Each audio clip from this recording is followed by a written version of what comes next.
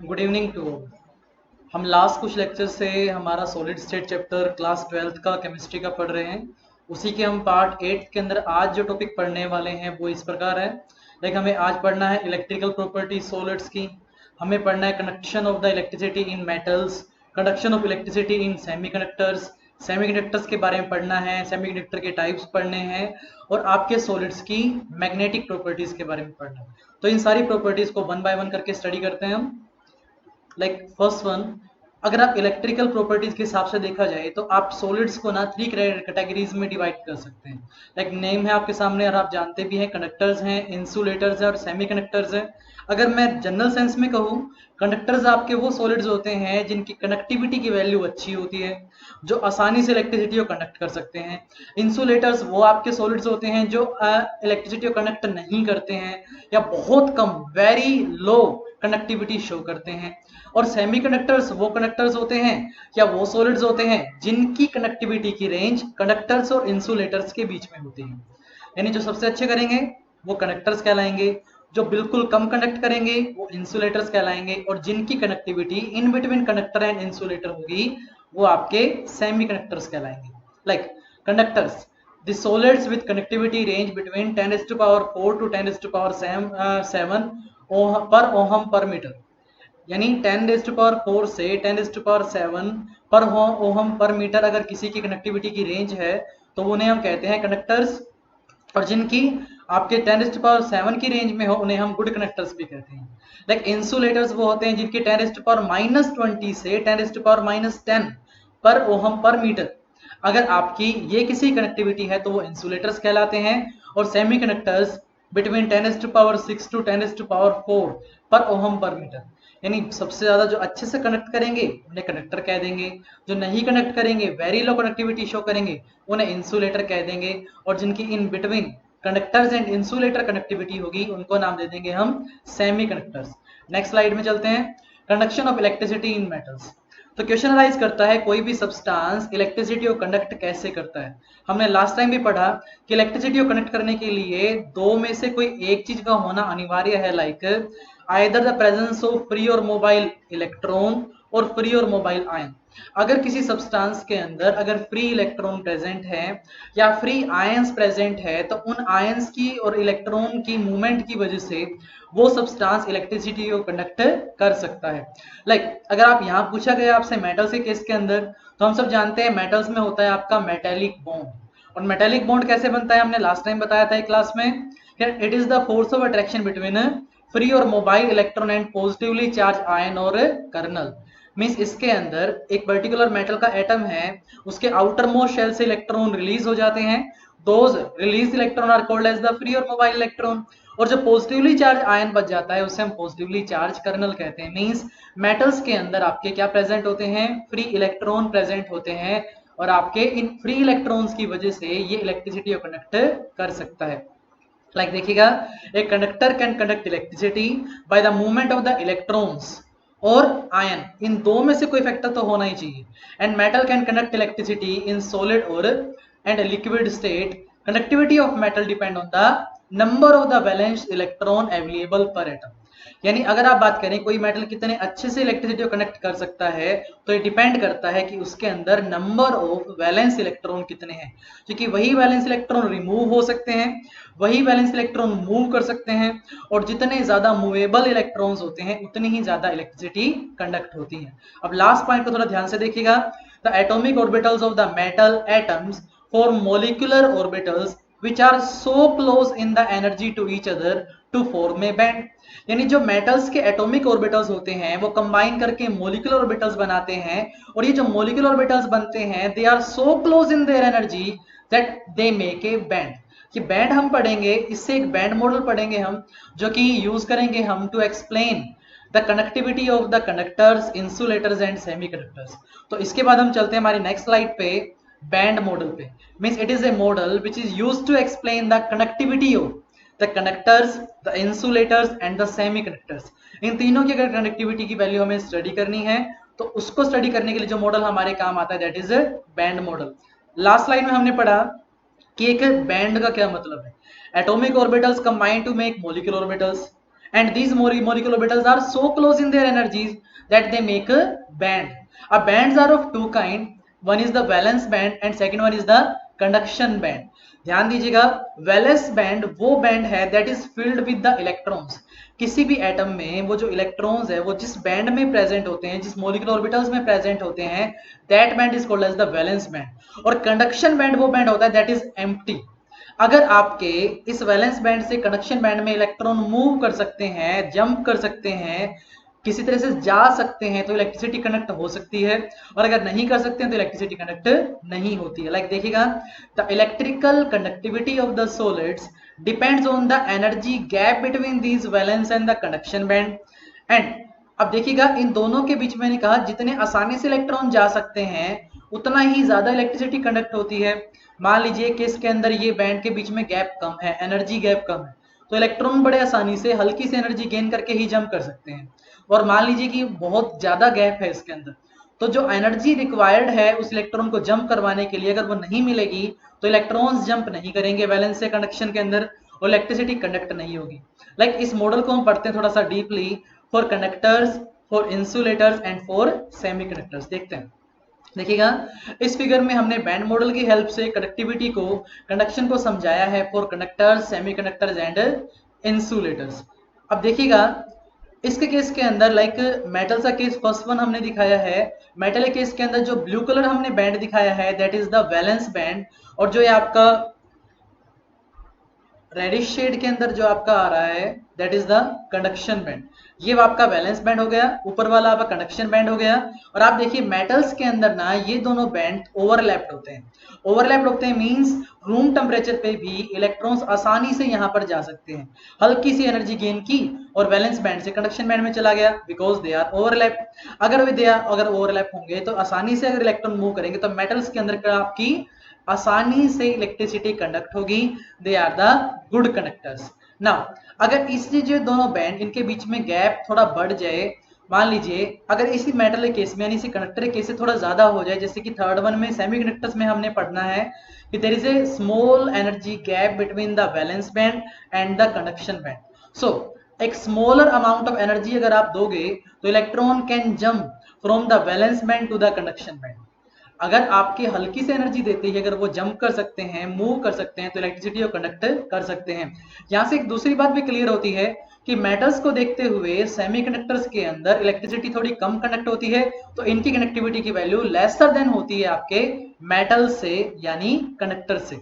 दूसरी बात, अगर आप सेमीकंडक्टर्स को हीट करेंगे, हीट करने के मीन्स आप उसे एनर्जी प्रोवाइड कर रहे हैं।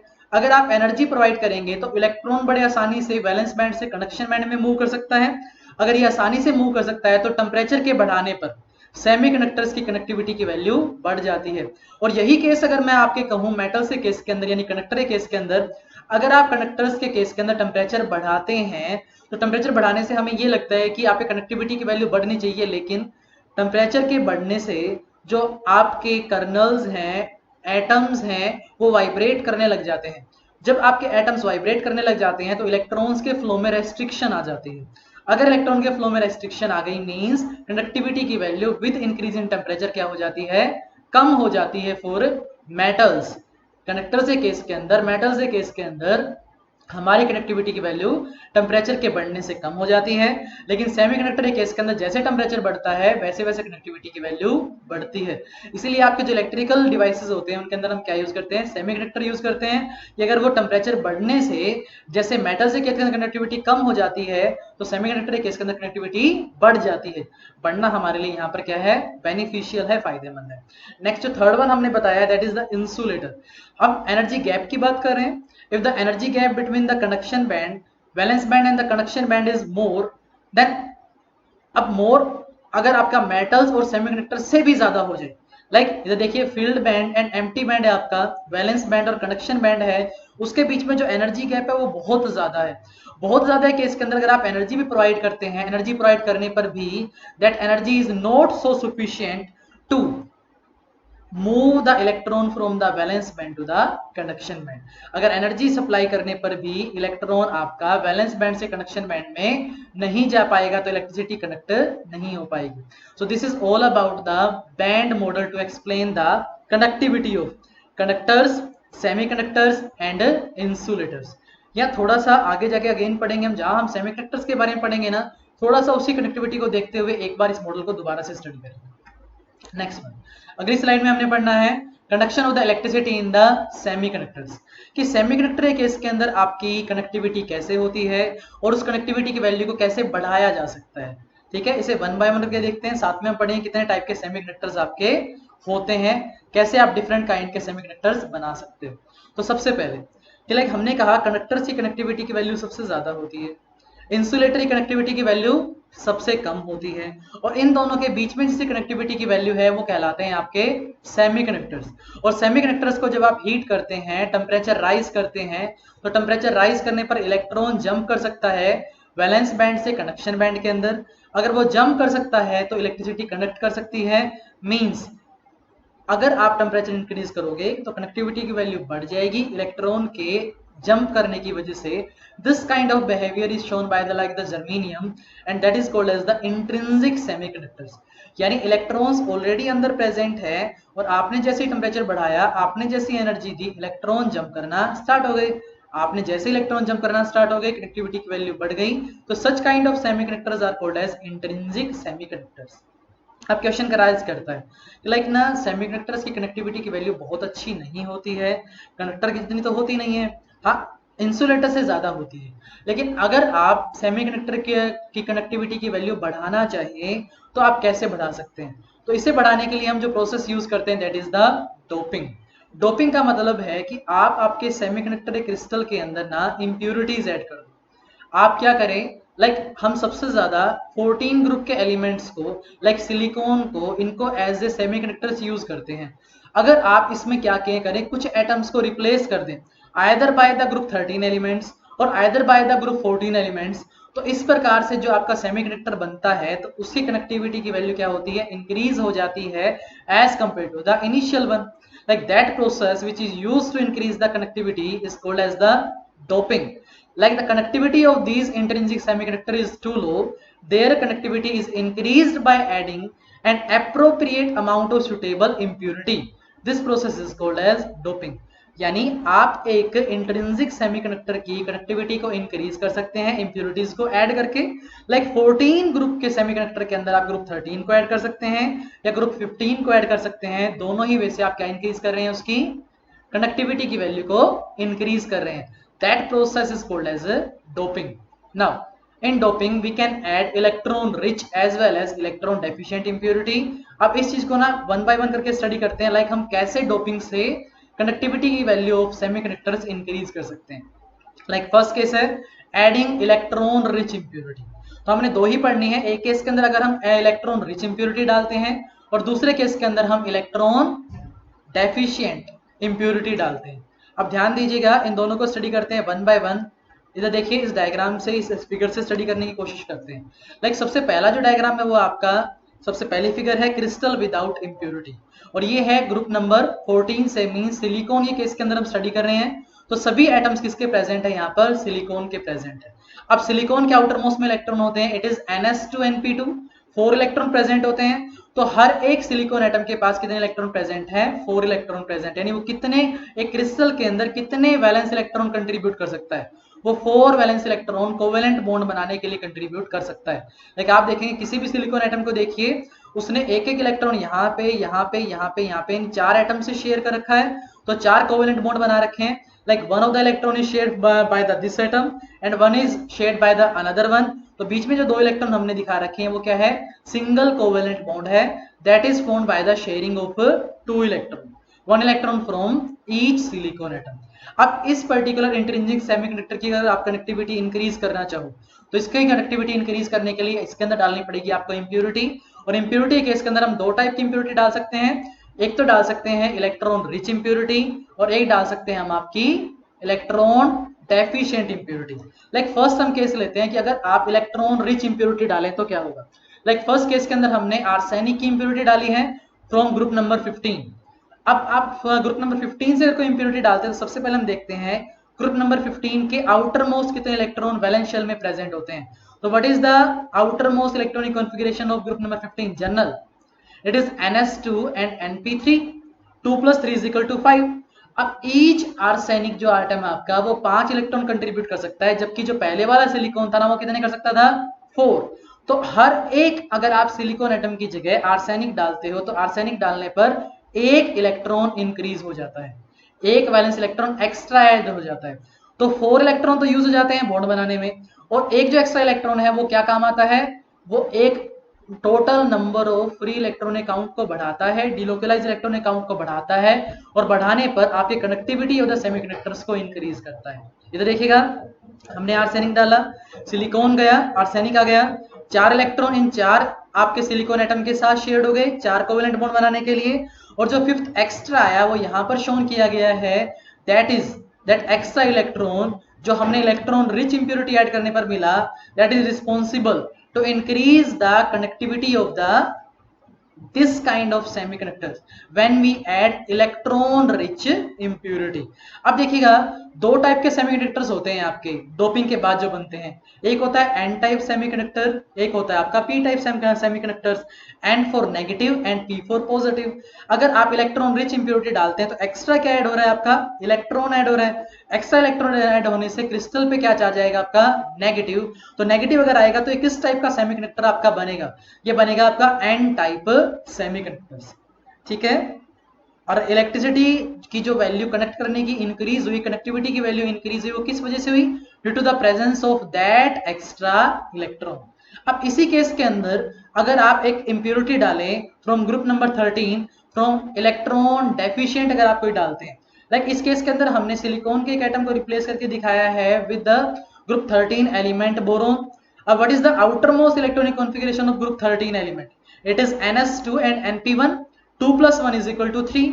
तो each boron atom can contribute 3 electron. तो इस बोरोन ने क्या किया, एक इलेक्ट्रॉन कंट्रीब्यूट किया यहां पर, एक इसके साथ और एक इसके साथ, 3 के साथ बॉन्ड बनाया, तो 3 कोवेलेंट बॉन्ड तो बन गए, लेकिन फोर्थ वन तो इसके पास है नहीं।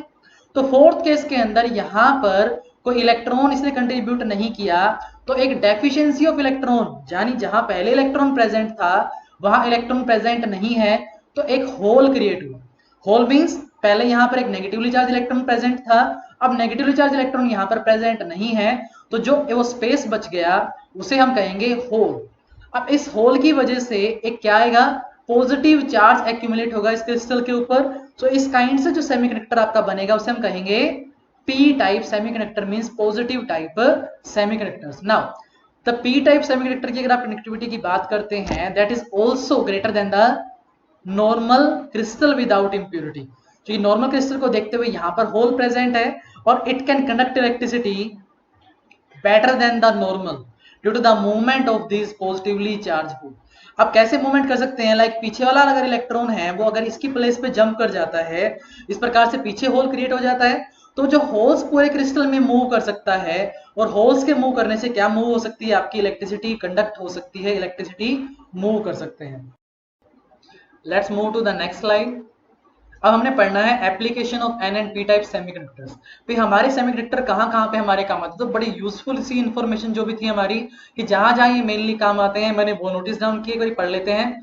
दे are use for making electrical components, जैसे कि मैंने कहा इलेक्ट्रिकल कंपोनेंट्स में यहाँ पे क्या यूज होते हैं, सेमीकंडक्टर्स यूज होते हैं, इसलिए सेमीकंडक्टर डिवाइसेस बनाने में हम इन्हें काम लेते हैं। Like diode is a combination of N type and P type semiconductor that is used as a rectifier. AC को डीसी में कन्वर्ट करने के लिए जो इंस्ट्रूमेंट आप यूज करते हैं, that is formed by the combination of n type and p type semiconductors. Next use, transistor are made by switching a layer of one type of the semiconductor between the two layer of other type of semiconductors। means आप npn and pnp transistor बना सकते हैं, means दो different type, दो type के semiconductor के बीच में second वाला, लाइक npn दो n के बीच में एक p डाल दिया हमने, pnp दो p टाइप के बीच में क्या डाल दिया हमने, n डाल दिया, तो जो डिवाइस बना हमने that is called as the transistor. And last one, the solar cell is an efficient photodiode used for conversion of light energy into electrical energy. यानी सोलर सेल भी है, वो एक टाइप का फोटोडायोड है, that is formed by this semiconductors. अगली slide पे move करते हैं। Now we have to study the magnetic property of the solids. अब सॉलिड्स की मैग्नेटिक प्रॉपर्टी के बारे में हमने पढ़ना है। देखिएगा, अब सबसे पहला क्वेश्चन राइज करता है कि सॉलिड्स के केस के अंदर वो मैग्नेटिक प्रॉपर्टी अराइज कैसे होती है। What is the reason behind the magnetic properties of solids. तो एक बार के लिए देखते हैं वन बाय वन करके। Every substance have some magnetic property, और वो जो मैग्नेटिक प्रॉपर्टी है that is due to the electron, and each electron in a atom behave like a magnet, that's why that complete solid behave like a magnet, क्योंकि उसके अंदर एक इलेक्ट्रॉन प्रेजेंट है। And electron show two kind of movement, एक तो अपने nucleus के around movement करता है, और एक मूवमेंट करता है वो अपने ओन एक्सिस के, like its magnetic movement arise due to the orbital motion around the nucleus and spin around its own axis. यानी कोई इलेक्ट्रॉन एक तो न्यूक्लियस के अराउंड स्पिन करता है और एक अपनी एक्सिस के अराउंड स्पिन करता है, और कोई चार्ज पार्टिकल जब इस टाइप से स्पिन करता है, मूव करता है, तो वो बिहेव करता है एज ए टाइनी मैग्नेट। और किसी भी एटम के अंदर, आपके किसी भी सॉलिड के अंदर बहुत सारे एटम्स होते हैं, तो बहुत सारे एटम्स होने की वजह से बहुत से चार्ज पार्टिकल जब मूव करते हैं तो बहुत सी टाइनी मैग्नेट्स बनती हैं। इन्हीं टाइनी मैग्नेट्स की वजह से कोई भी सॉलिड्स आपका मैग्नेटिक प्रॉपर्टी शो करता है। देखिएगा, each electron has a permanent spin and N orbital magnetic movement associated with it. दो टाइप का मोशन है, तो दो टाइप के मोशन की वजह से क्या होगा उसके साथ एसोसिएटेड आपका magnetic movement, and magnitude of this magnetic moment is very small and is measured in the unit called as Bohr magneton। यानी इसका मैग्नीट्यूड जो है वो बहुत कम होता है, जो ईच एंड एवरी इलेक्ट्रॉन के साथ एसोसिएटेड होता है। तो अगर आप रिजल्टेंट आपका इसको मेजर करते हैं तो जिस यूनिट में से मेजर किया जाता है that unit is called as the Bohr magneton. One marks में क्वेश्चन इजीली आस्क आता है, आपका पूछा जाता है आपसे कि जो मैग्नेटिक मूवमेंट है उसकी मेजर करने की यूनिट क्या है, and the unit is bore magneton ना। हमें पढ़ना है नेक्स्ट स्लाइड में टाइप्स ऑफ मैग्नेटिक सब्सटेंसेस। आपके डिफरेंट टाइप के मैग्नेटिक सब्सटेंसेस के बारे में हमने पढ़ना है। तो मैग्नेटिक सब्सटेंस ना कई टाइप के होते हैं, like paramagnetic substances, diamagnetic substances, ferromagnetic substances, anti ferromagnetic substances and ferrimagnetic substances. अब इन्हीं सब्सटेंसेस को हम वन बाय वन करके स्टडी करते हैं। सबसे पहले हम पढ़ने वाले हैं paramagnetic substances, and that property, magnetic properties called as the paramagnetism. अब पैरामैग्नेटिक सब्सटेंसेस कौन से होते हैं और पैरामैग्नेटिज्म क्या होता है और वो किस वजह से होता है और इसके एग्जांपल क्या है। लाइक अगर किसी भी पर्टिकुलर सॉलिड के अंदर अनपेयर्ड इलेक्ट्रॉन प्रेजेंट है, उस पर्टिकुलर सॉलिड को अगर आप मैग्नेटाइज करते हैं by applying the magnetic field, outer magnetic field अगर आप अप्लाई करते हैं, तो वो जो हर एक इलेक्ट्रॉन की जो एक टाइनी मैग्नेटिक मूवमेंट था वो एक पर्टिकुलर डायरेक्शन में अलाइन कर जाता है। उस पर्टिकुलर डायरेक्शन में अलाइन करने की पहले तो क्या था, अगर आप एक्सटर्नल मैग्नेटिक मूवमेंट, अगर एक्सटर्नल मैग्नेटिक फील्ड अप्लाई नहीं करते हैं तो उस केस के अंदर ईच एंड एवरी जो इलेक्ट्रॉन है उसके साथ एसोसिएटेड जो मैग्नेटिक मूवमेंट है वो अलग अलग डायरेक्शन में होता है। रिजल्टेंट वो एक दूसरे को कर देते हैं कैंसल आउट। कैंसल आउट करने से वो एक बार क्या नहीं दिखाएंगे, मैग्नेटिक प्रॉपर्टी शो नहीं करेंगे। लेकिन जब आप उस पर्टिकुलर सब्सटेंस को कहां प्लेस करते हैं, आप प्लेस करते हैं एक्सटर्नल मैग्नेटिक फील्ड में, तो उस पर्टिकुलर केस के अंदर वो जो magnetic movement of each electron है ना वो एक पर्टिकुलर डायरेक्शन में अलाइन कर जाता है। अगर वो एक पर्टिकुलर डायरेक्शन में अलाइन कर जाता है तो एज अ रिजल्ट वो जो पर्टिकुलर सॉलिड है वो आपका मैग्नेटिक प्रॉपर्टी शो करना स्टार्ट कर जाता है। तो पैरामैग्नेटिक सब्सटेंसेस वो सब्सटेंसेस होते हैं जिनके अंदर अनपेयर्ड इलेक्ट्रॉन प्रेजेंट है।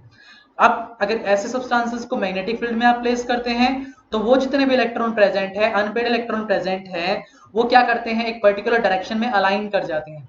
अलाइन करने पर इनके अंदर क्या जनरेट होता है, आपका एक मैग्नेटिक मूवमेंट जनरेट होता है, एक मैग्नेटिक फील्ड जनरेट होता है इंटरनल। अब अगर आप पैरामैग्नेटिक सब्सटेंसेस को जब मैग्नेटिक फील्ड में रखते हैं, these are weakly attracted by the applied magnetic field. क्या करते हैं, मैग्नेटिक फील्ड अप्लाइड से वीकली अट्रैक्ट होते हैं, और इनमें क्या प्रेजेंट होता है, अनपेयर्ड इलेक्ट्रॉन प्रेजेंट होते हैं। एग्जांपल क्या है आपके, like copper +2 ion, Fe+3 ion, Cr+ यानी आयरन हो गया, कॉपर हो गया, chromium हो गया। these are the example of paramagnetic substances which have unpaired electron and which are weakly attracted by the applied magnetic field। ठीक है, नेक्स्ट टाइप है हमारा डायामैग्नेटिज्म। डायामैग्नेटिक सब्सटेंसेस क्या होते हैं और डायामैग्नेटिज्म क्या होता है। एग्जांपल है जैसे कि वाटर है, सोडियम क्लोराइड है आपका, बेंजीन है आपका C6H6।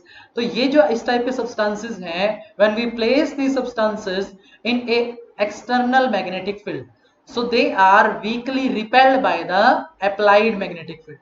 अगर आपको इनको जैसे इन सब्सटेंसेस को आप कहां प्लेस करते हैं, आप प्लेस करते हैं एक्सटर्नल मैग्नेटिक फील्ड के अंदर, तो ये रिपेल्ड होते हैं बाय अप्लाइड मैग्नेटिक फील्ड से।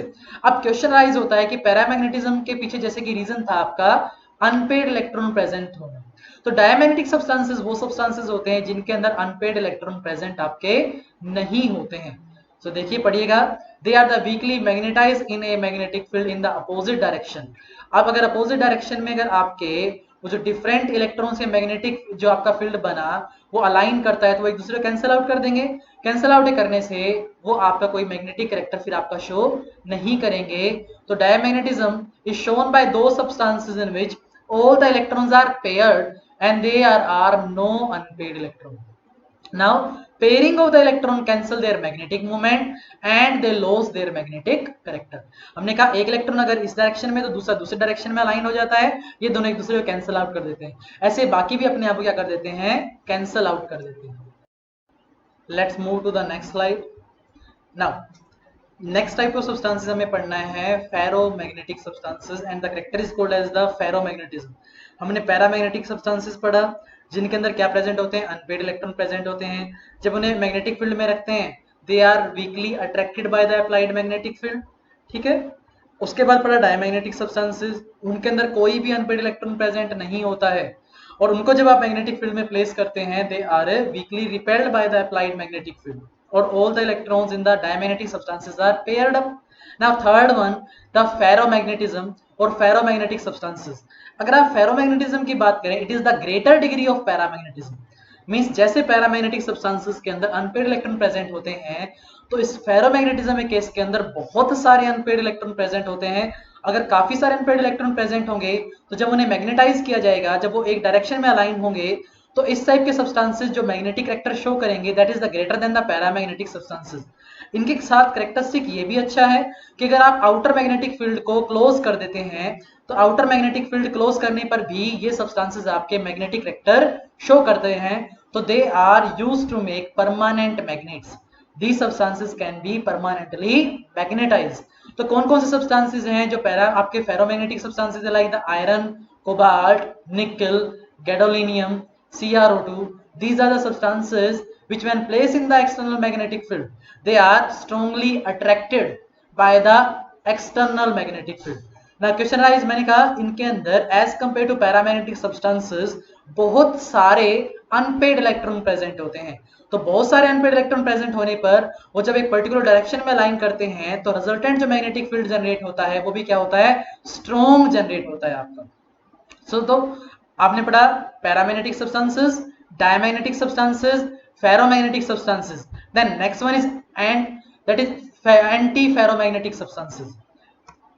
एंटी फेरोमैग्नेटिक सब्सटेंसेस जैसे कि MnO, मैग्नीशियम ऑक्साइड। अब पढ़िएगा, ध्यान से सुनिएगा। पैरामैग्नेटिक सब्सटेंसेस के अंदर थोड़े से अनपेड इलेक्ट्रॉन प्रेजेंट होते हैं, small number. Diamagnetic substances there is no unpaired electron is present.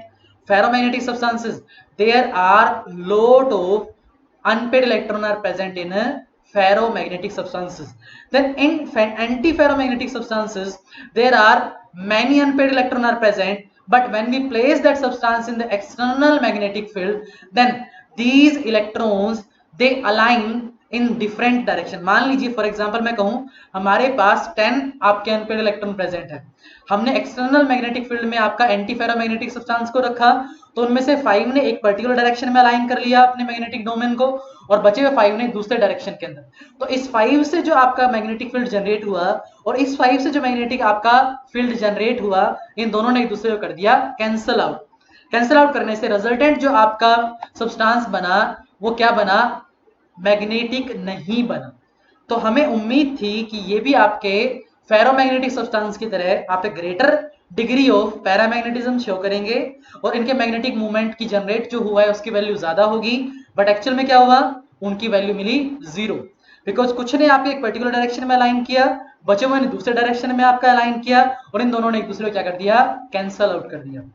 Now last one, it is the ferri magnetism और ferri magnetic substances like magnetite पढ़ना है हमें, फेराइट पढ़ना है हमें। These are the substances which are the ferri magnetism show जो करते हैं हमारे।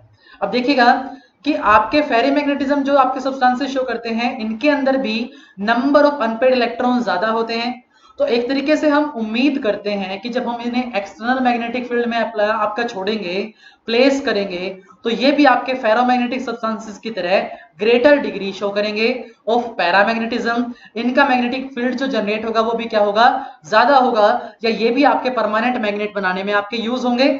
लेकिन हुआ ये कि जो इनका मैग्नेटिक फील्ड जनरेट होता है, जब आप उसे देखते हैं, मेजर करते हैं बोहर मैग्नेटॉन में, तो इनका जो मैग्नेटिक कैरेक्टर है, इनका जो मैग्नेटिक फील्ड जनरेट हुआ है, वो जीरो तो नहीं होता, लेकिन जो हमने उम्मीद की थी ना उतना नहीं होता, उससे कम होता है।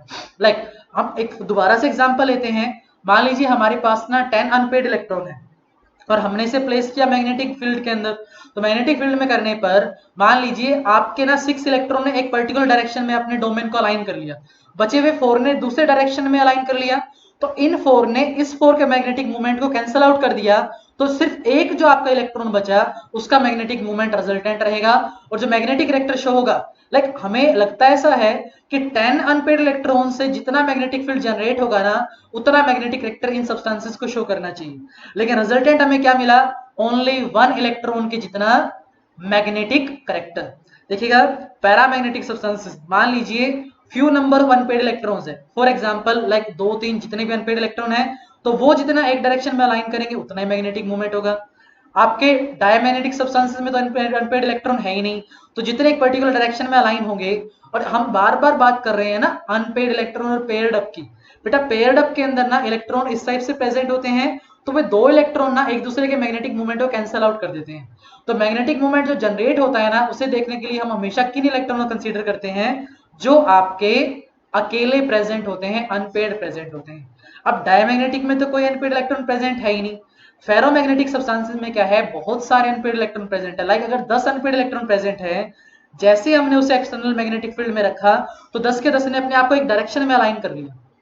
एक डायरेक्शन में अलाइन करेंगे तो इन 10 का जो मैग्नेटिक मूवमेंट जनरेट होगा ना आपका, उससे बनने वाला मैग्नेटिक फील्ड, उससे जनरेट होने वाला मैग्नेटिक फील्ड भी क्या होगा, ज्यादा होगा।